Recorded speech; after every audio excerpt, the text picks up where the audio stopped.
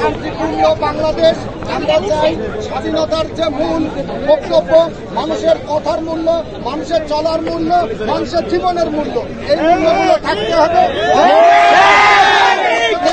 আমাদের সাধারণ ছাত্রছাত্রী ভাই বোনদের এই বৈষম্য আন্দোলনের সাথে একত্রতা ঘোষণা করছি এবং সব ধরনের সহযোগিতার সাথে আমরা সহযোগিতার জন্য আমরা পাশে থাকবো। এই বক্তব্য দিয়ে আমি আমার সংক্ষিপ্ত বক্তব্য শেষ করছি।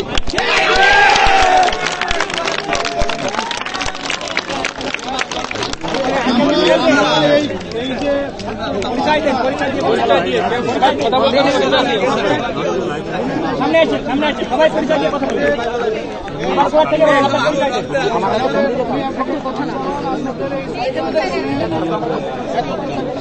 এবং এই সারা দেশে এই ছাত্রদের যে দাবির প্রতি আমরা